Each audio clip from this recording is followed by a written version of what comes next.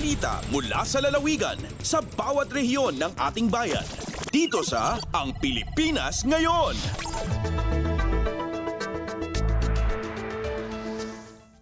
Narito na ang bugso ng ating mga regional news. Dumako muna tayo sa rehiyon ng Luzon. Kauna-unahang Senior Daycare Center sa bansa, opisyal nang binuksan sa Tuguegarao City. Narito ang buong balita na ihahatid sa atin ni April Racho mula sa Tuguegarao.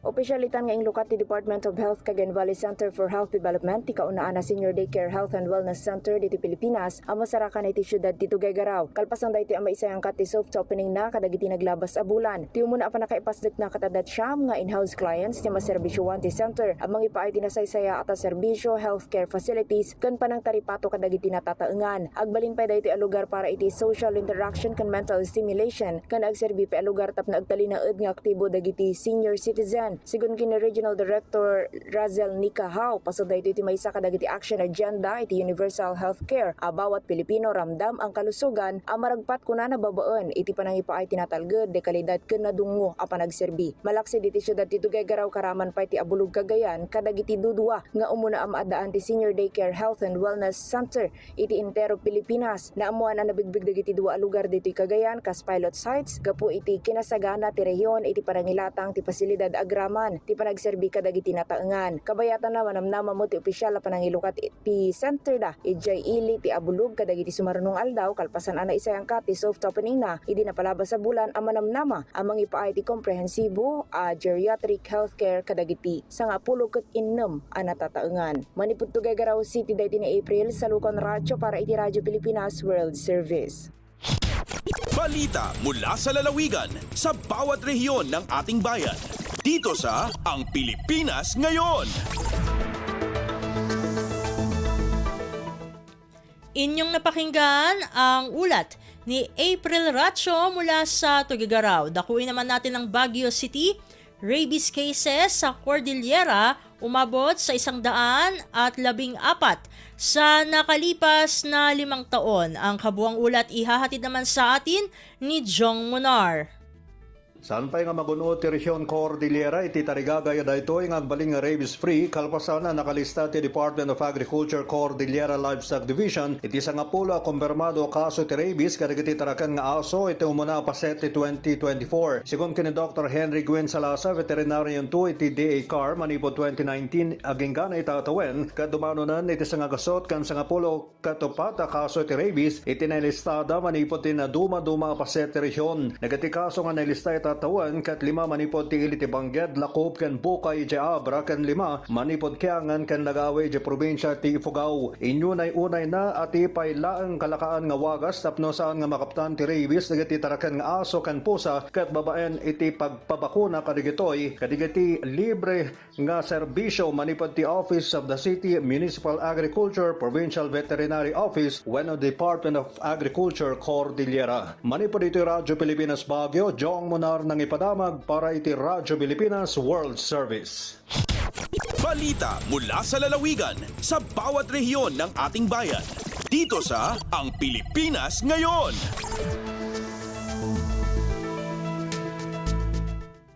Inyong napakinggan ang ulat ni Jong Munar mula sa Baguio City. Puntahan naman natin ang Virac. PLGU Catanduanes naghatid ng mahigit 100 smart TVs sa malalayong paaralan sa lalawigan. Narito si Jan Tatad para sa balita. Naghatuod nin mga smart TV ang lokal na gobyerno nin Catanduanes para sa mga hararayo na eskwelahan sa probinsya kan nakalispasan ng semana. Maabot sa 112 smart TV ang naresibi kan nasa 72 na eskwelahan sa mga harayo na barangay kan mga banwaan nin Bagamanok, San Miguel, Pandan, Payo sa Codviga. Ang pagpanaong ini kan smart TV na patotoohan sa paagi ni Governor Joseph Cua sa tabang kan kolaborasyon ni Provincial Board Member Robert Fernandez as in Provincial Provincial School Board. Ini napapondohan sa kantidad na 3 milyones de pesos sa irarom kan Special Education Fund kan probinsya. Susog sa PLGU Catanduanes, mauot kan mga nanungdan sa proyektong ini na matabangan ang mga kamaestrahan na maging mas moderno ang sa indang parahin in pagtukdo sa mga estudyante asin mas mapadali ang sa indang pag-adal. Hali digdi sa Radyo Pilipinas Virac, ini si John Tatad para sa Radyo Pilipinas World Service. Balita mula sa lalawigan sa bawat rehiyon ng ating bayan. Dito sa Ang Pilipinas Ngayon.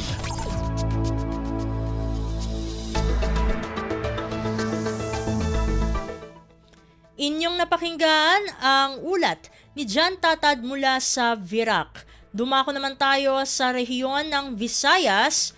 National Power Corporation inatasan ng lokal na pamahalaan ng lalawigan ng Cebu na magpadala ng power barge sa isla ng Malapascua na nakaranas ng power outage simula pa noong Holy Week. Pakinggan ang kabuang ulat na ihahatid naman sa atin ni Carmel Matos Pedroza mula sa Cebu. Tungod sa nasinating kakuwang sa supply sa kuryente sa isla sa Malapascua, sakop sa lungsod sa Daan Bantayan. Nihangyo ang lokal gamhanan sa lalawigan sa Cebu sa National Power Corporation kun NPC sa pagpadala og power barge didto. Mao kini ang resulta sa nahimong panagtigom sa mga opisyales nitong Mayo 10. Nangayo og pakitabang si Daan Bantayan Mayor San Shimura sa kan Cebu Governor Gwendolyn Garcia aron manginlabot na sa problema sa supply sa kuryente diin nakasinati ni kini og power interruption sukad pa ni atong Holy Week. Upat ka generator ang nagsupply og 2 megawatt na kuryente sa isla apan natibhangan na kini human usa ang naguba sa mga generator. Sa ilang bahin, si NPC Visayas Head Timoteo Diacor nisaad nga ilang paningkamutan nga maaprobahan ang request sa ilang uluhan nga buhatan ug misaad pod kini nga tabangan ang Power Source Incorporated nga maayo ang ilang generator. Kini si Carmel Matos Pedroza para sa Radyo Pilipinas World Service. Balita mula sa lalawigan sa bawat rehiyon ng ating bayan. Dito sa Ang Pilipinas Ngayon. Inyong napakinggan ang ulat ni Carmel Matos Pedroza mula sa Cebu. Puntahan naman natin ang Iloilo. Iloilo City mag-uumpisa na sa pamamahagi ng biniling potable water sa 48 barangay na apektado ng water shortage. Narito si Emmy Santiagudo para sa detalye ng balita. Natala na nga ipatuman subong nga semana ang pagpanagtag sang potable water nga ginbakal sang syudad para sa 48 ka mga kabarangayan nga apektado sang water shortage nga dala sang El Nino. Sunod kay Engineer Neil Ravena, ang logistic head sang City Disaster Risk Reduction and Management Office o CDRMO, antes ang water rationing magapatigayon pa sang dry run ng Iloilo City Government subong nga Lunes. Ang potable water ginbakal sang city government sa duha ka water utilities nga amo ang Metro Pacific Iloilo Water kag South Balibago Waterworks gamit ang pondo halin sa Quick Response Fund. Ginpayag ni Ravena nga yara sa 6 tubtob 8 ka trucks ang gamiton sa pagpanagtag sang tubig sa mga kabarangayan. Samtang target naman nila nga makadistribute sang masobra 600,000 nga litro sang tubig kada adlaw sa masunod nga 3 ka bulan. Kung may baluan, ginpaidalom sa state of calamity ang syudad bangod sa water shortage nga dala sang El Nino. Nagikan sa Iloilo, Emero Santiagudo para sa Radyo Pilipinas World Service. Balita mula sa lalawigan sa bawat rehiyon ng ating bayan. Dito sa Ang Pilipinas Ngayon.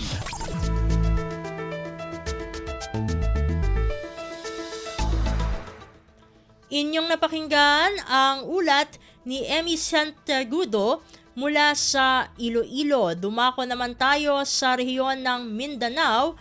Mahigit 800 estudyante sa Davao de Oro nakatanggap ng financial assistance mula sa Department of Social Welfare and Development o DSWD. Ang kabuang ulat ihahatid naman sa atin ni Maymay Benedicto mula sa Davao.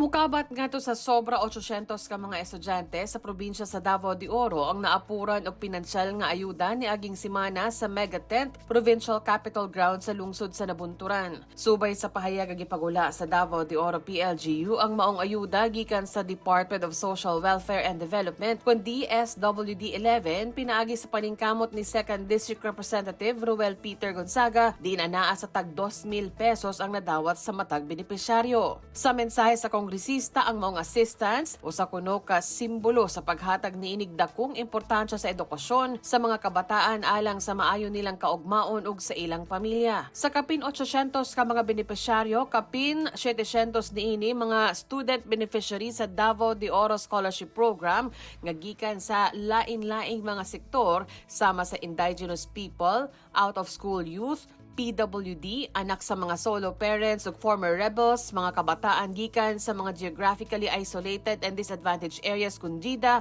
ug uban pa.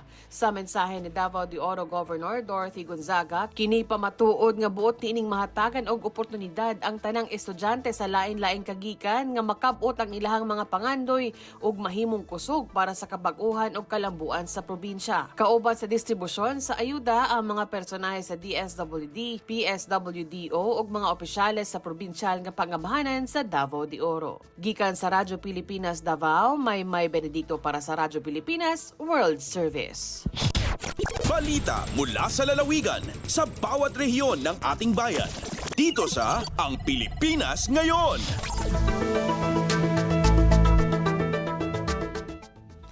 At inyong napakinggan ang ulat ni Maymay Benedicto mula sa Davao.